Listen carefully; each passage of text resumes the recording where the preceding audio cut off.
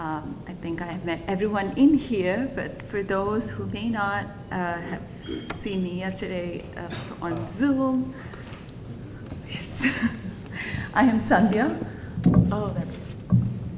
I am Sandhiya Kalyanasundaram, and I am a Bharatanatyam dancer, teacher, with a background from the sciences. I got into screen dance very recently, 2019, 2020, when a friend asked me about screen dance in Bollywood. And I was like, isn't there enough written about screen dance in Bollywood? And he was like, no. Then I started looking at it, and that's kind of how I wrote my first article for the journal. And then I am here. So I really, really want to take this time to thank Doug for welcoming to the field and for inviting me to be on the board of the journal. I am feeling incredibly privileged by this opportunity. I also want to thank everyone on the editorial board for just giving so generously of their time and knowledge. And what I am here to share with you today actually is a series of conversations that I had with Claudia and all the time and energy that she really invested into my very basic thoughts. So thank you, Claudia. I am supremely excited that I'm here. This is my first humanities symposium, conference, anything of that kind. It's also, being new to humanities, writing has also been this very exciting process, trying to articulate what my thoughts are rather than just moving with the body. And this is also actually a paper that I submitted to the journal, but this is a little bit about Ranbir Kaleka and my study of one of his older works. So Kaleka is a leading mixed media artist, contemporary artist from India, and he is particularly known for his creations at the interface of video art and painting. I want to, okay, let me do this. So before I actually show the work, I wanted to read out a description of the process that he talks about in creating this work. So this is again working out with materiality. I projected this on various surfaces. I projected this on plexiglass, and now what plexiglass did, it was sanded plexiglass, it refracted the image. So a black and white image began to contain color. You could see color in the image even though there was no real color. And what I find as I have been looking through some of his works as a recurrent sort of theme is that he takes this work with materiality, and then when it gets to the audience, there's almost a fourth dimension leaping out of it, and he ties it into the socio-political scenario of contemporary India of the time period that he is particularly working in. And that itself sort of invites this further reflection and meditation on plurality, on the materiality that he has been working with. The second thing that I find very interesting about his work is that he is so content with allowing these frames of perception to emerge. And he talks about it in two levels. One being his own frames of perception that could just emerge from recesses of his memory, from his childhood, that he draws into the images that he is just seeing as he's traveling, as he's interacting with people, as he sees the lives around him.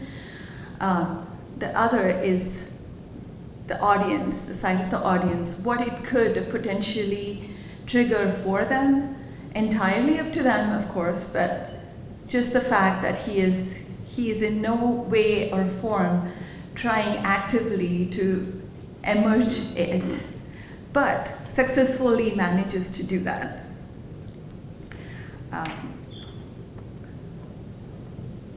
So I am going to play the work. It's about 5 minutes. But before I do that, I just want to call to attention Yes, I just want to call to attention this word court, and I have written it as what are we called to witness in this court bounded by the scene and the screen. And this is kind of an important word as it pertains to this work.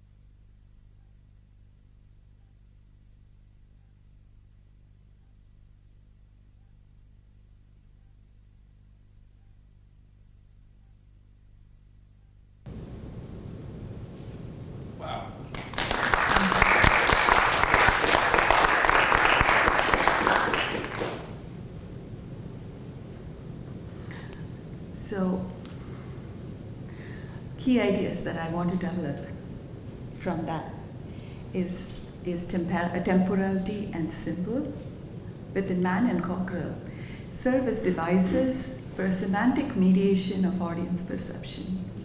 That is one half of it. The other half of it, and we may not have the time to get to this, but I really, really want to make the case that a dialogue between neuroaesthetics as a field and screen dance as a field could just be super beneficial for both of us, this way and that. And two advantages. One is just the visual movement and conceptual complexity that screen dance has is just perfect to be able to throw light on both cognitive and affective systems, particularly in emergent aesthetic episodes. The other part of it is completely portable, taking a live performance, and we have tried to do this, to a lab, and then having an audience right there, trying to get all that information. And there's a lot of work with dance and neuroaesthetics, cognitive science out there just trying to do this. But imagine what we could do with screen dance. So let me get to temporality, and I think that's like a huge aspect of what I love about that particular video.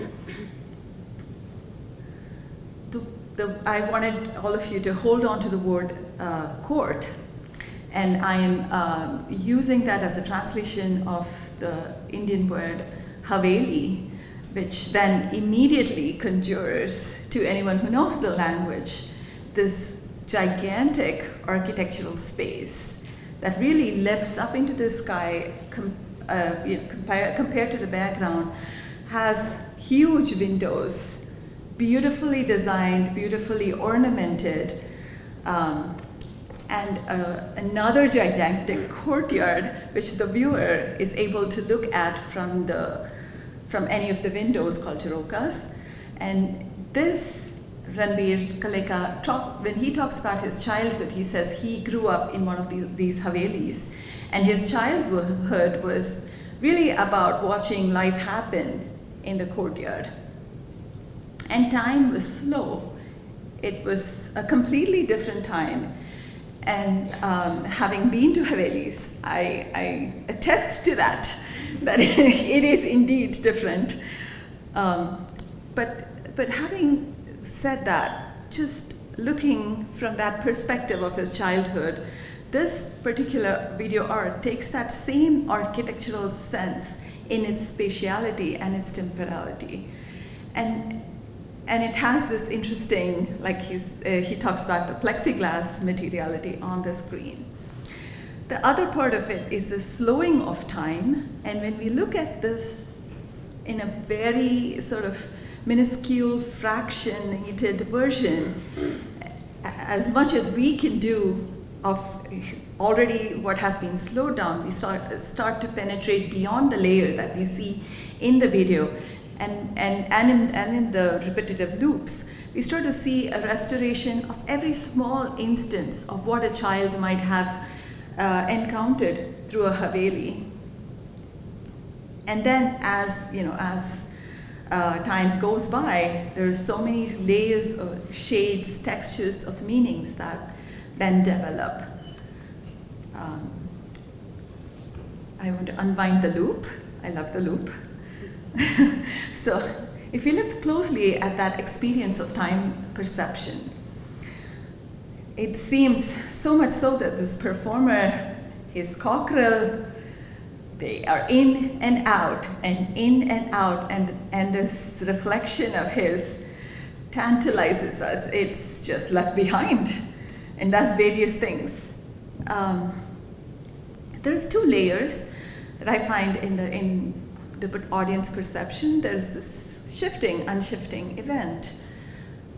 Perhaps that is influenced by some of the past perceptions of the artist himself. But then I also feel that the artist is very present in the video, even though he himself is not performing. His Haveli, his sense of Haveli time, the huge architectural space that extends into the sky and looks down into the courtyard, and the completely discordant soundtrack. But then through an entire day, so many events that happen in that courtyard, so many events that could potentially happen as I am driving in India today. This was made like 20 years ago, but still so relevant to the sounds that I could hear potentially just driving down the street. Completely can imagine seeing somebody holding a cockerel.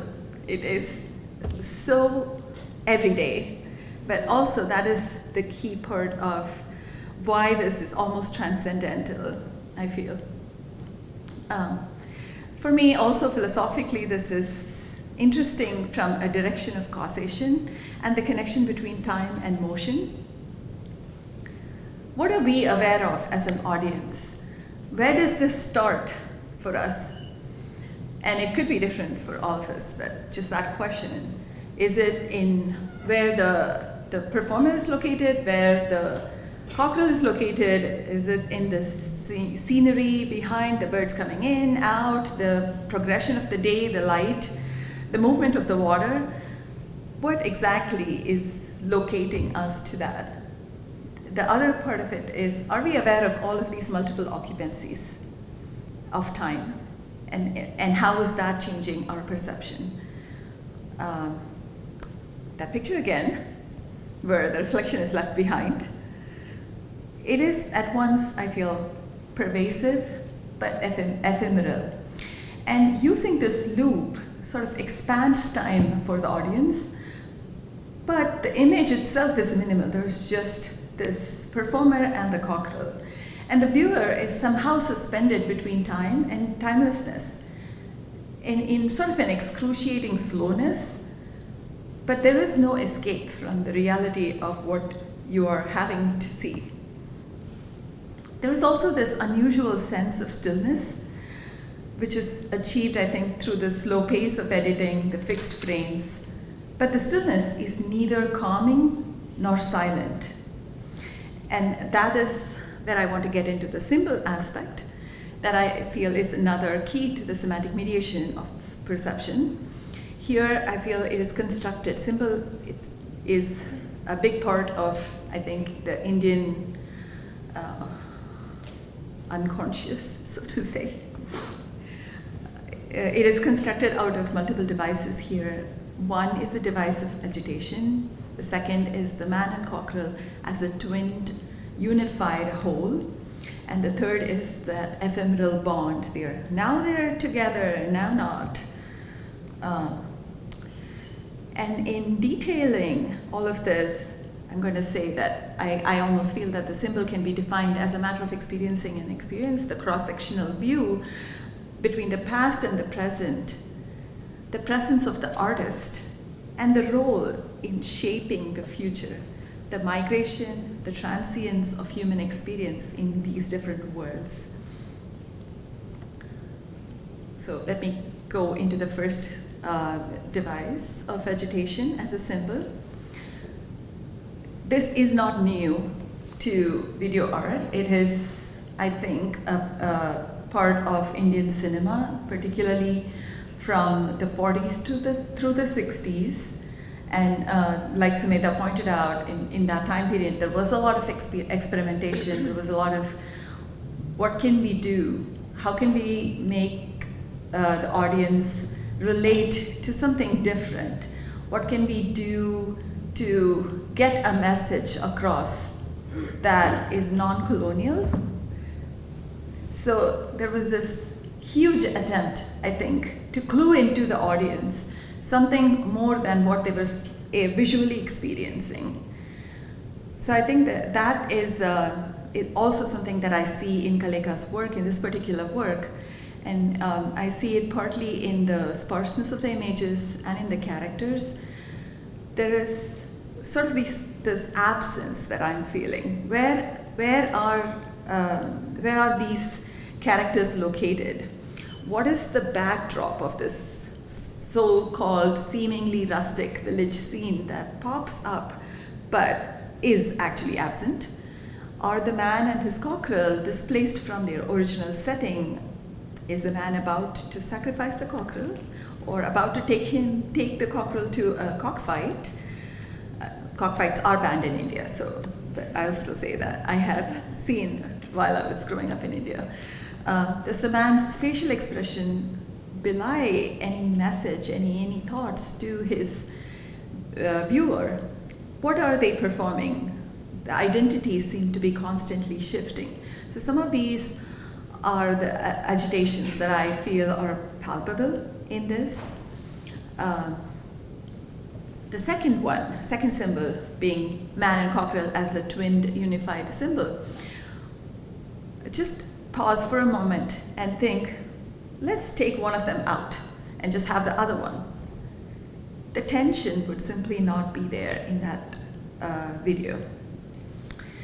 And I think that that's so very powerful to me in the context of the society, both as a global society, from an Indian context, from my memories of childhood, from when I grew up, and this is me speaking as like the audience, my perception of this work.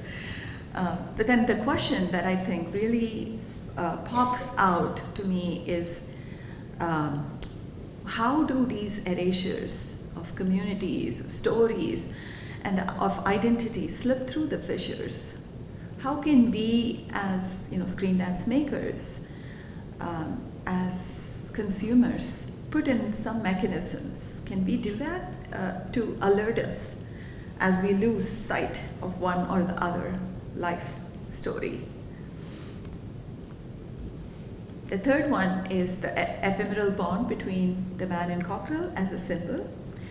This coming back here and there, this is very exciting, I think. It, to me, allows me to open up to really the politics and the paradox of survival of both these subjects. And then it puts me into this larger frame of asking, what is the connection between man and animal? Or human and animal, in that sense. And then sort of a lot of things happening in my head, but then I come back to this question of what is meaning, and is meaning important to art?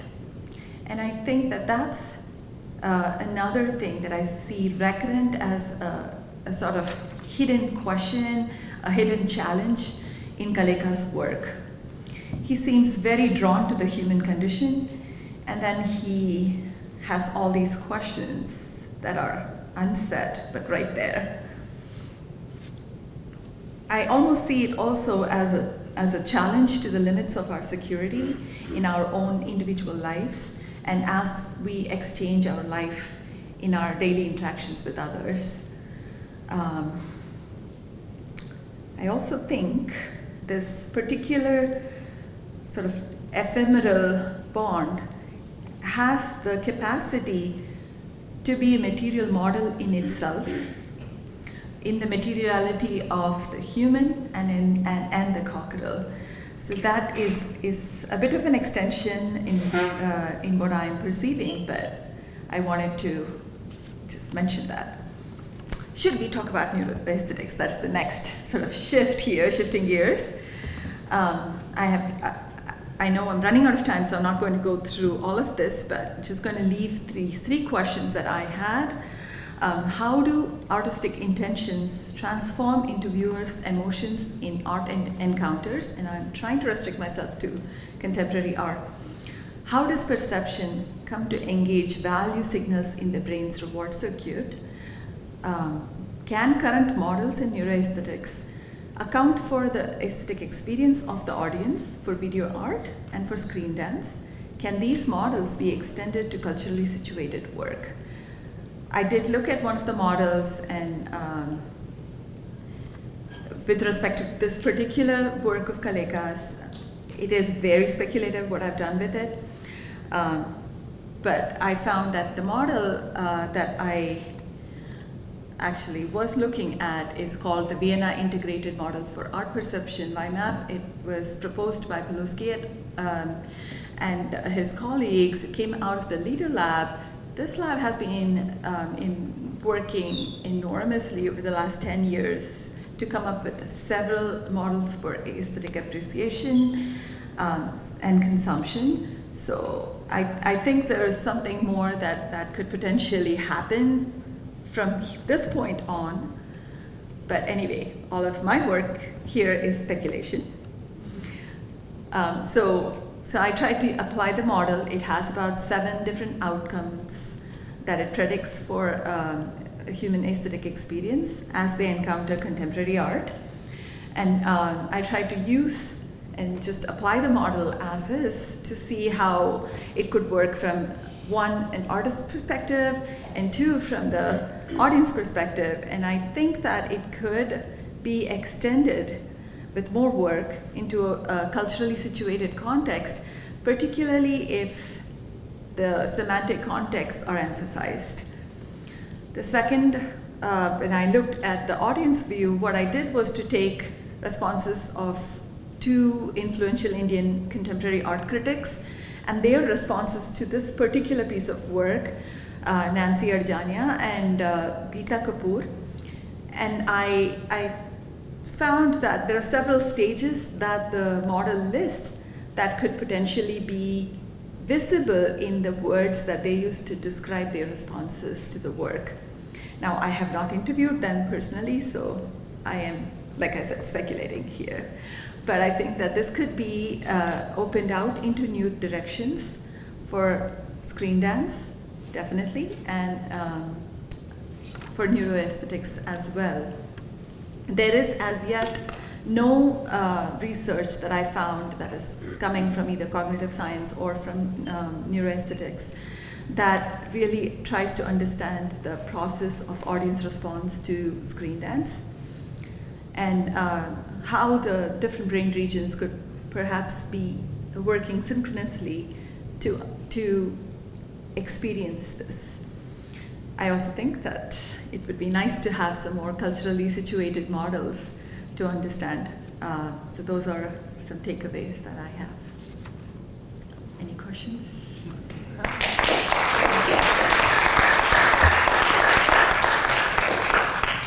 I'm appealing to the collective brain here and elsewhere. I feel like there was something like this, and I'm thinking, am I right, Vera Melitek, who we mentioned recently, maybe to do with, she wasn't working recently, maybe to do with kinesthetic empathy and, I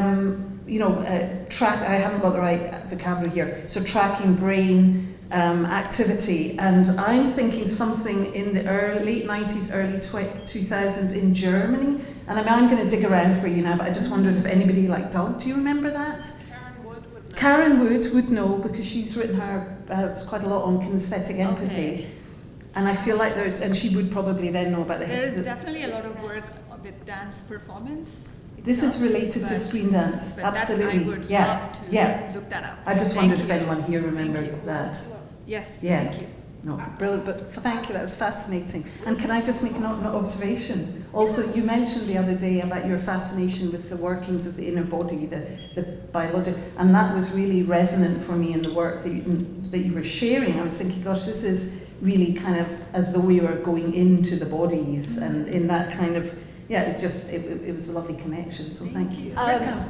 Yeah, so I just want to second what Katrina was saying. This is fantastic. I'm 100% on board with the idea of incorporating neuroaesthetics into the conversation.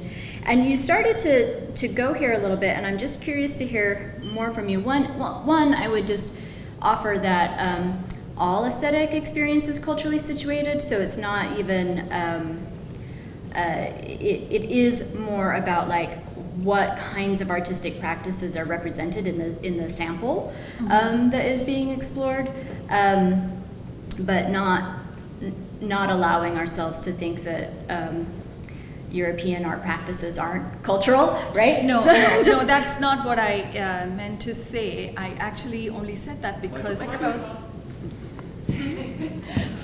I only actually said that because the model that I was using here by MAP, the Vienna model for perception, so that one specifically mentions that they use Western contemporary art to develop the theory.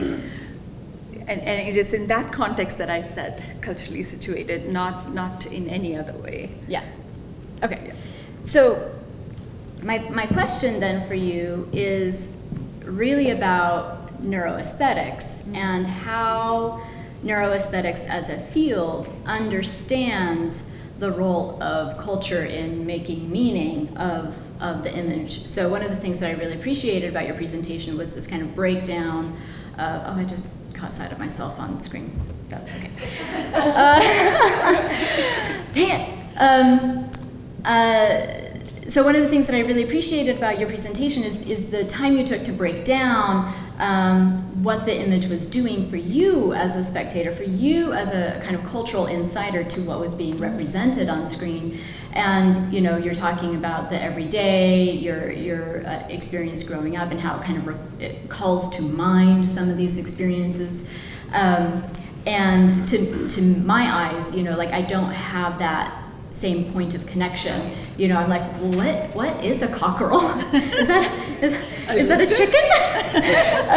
what is a kite? Like what are these things that are part of the visual landscape and are part of a specific everyday that have a kind of meaning in a certain context that I don't necessarily have access to. So I'm really curious about how neuroaesthetics understands the role of culture, language, practices